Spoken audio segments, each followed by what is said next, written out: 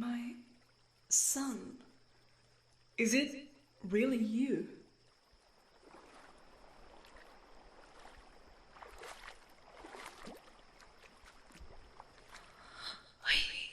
It is. Oh, my soul, where have you been? You look as radiant as ever. What has kept you, mi amor? Without your light, this winter seemed to never end. Well, no matter. What's important now is that you're here. The moon can only go so long without its sun, you know. I thought you would arrive soon. I knew you would, for I saw the flora reawaken, as well as the slumbering fauna. I caught the first glimpses of your light as it danced across the valley fields. I felt you. Welcome home, my sweet light. I cannot imagine how pleased your patrons must feel this morning, watching the midnight frost begin to thaw. You must greet them at once. Not yet. Why not?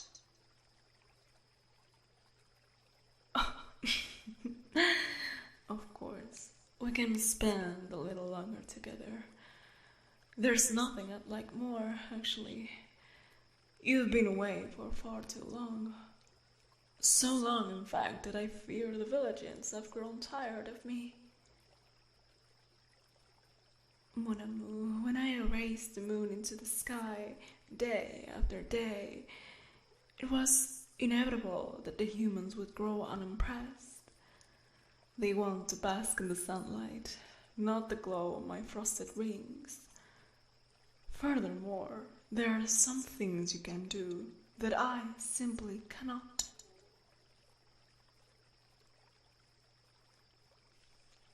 What I mean is that you possess a beautiful kind of magic, one of which does not compare to mine.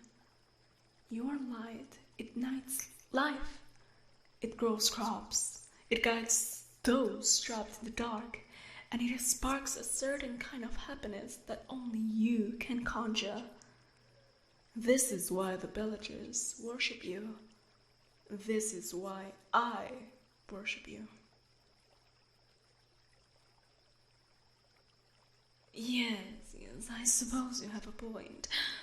I bring sleep to all living creatures upon this land, as well as control the ocean's waves. I'm also a parent to many sons and daughters, born of stardust. But my love, they are not only mine, but yours as well. The stars love you very much. Trust me. They said so themselves.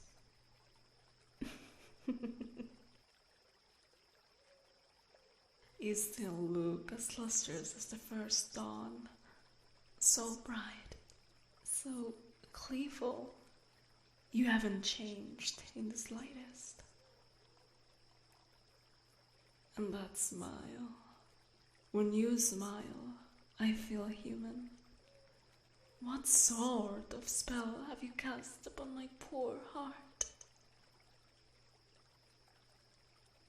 Oh, and that love, the dazzling love of yours, warms me more than you could ever imagine.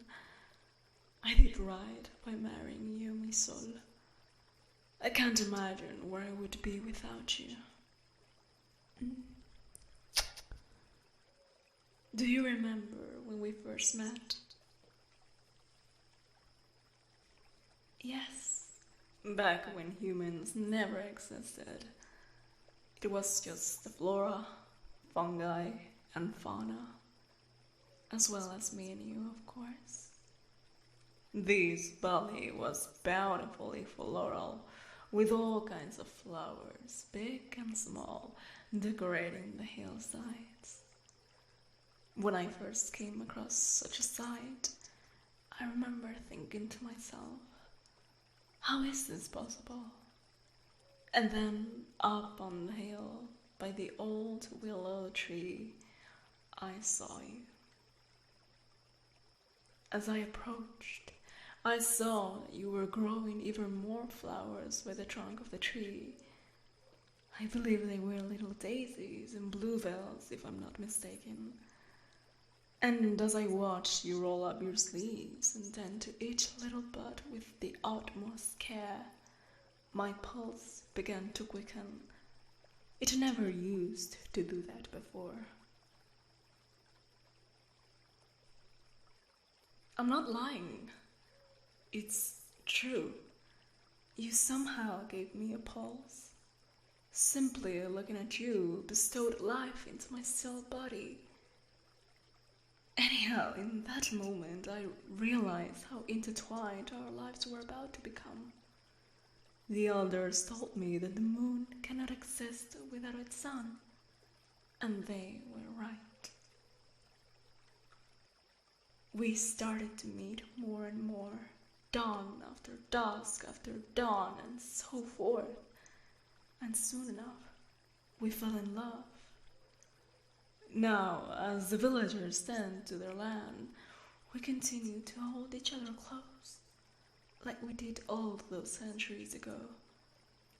Our love is a tale as old as time itself, quite literally. I love you too, my soul. No language can encapsulate how much I do.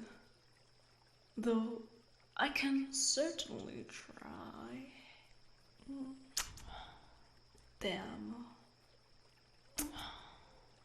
T'estimo. Je t'aime. Te quiero. Alright. I'll stop for now. Looks like the sun has almost risen. I'm afraid I must leave you soon. I know, but I need to put our little starlights to bed.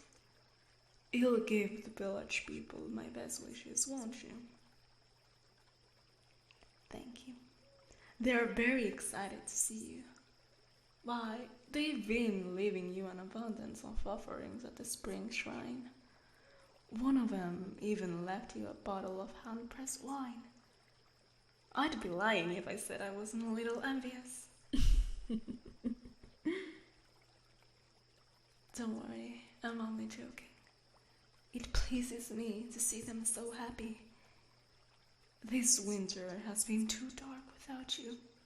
Celebrations are certainly in order for the delayed spring solstice.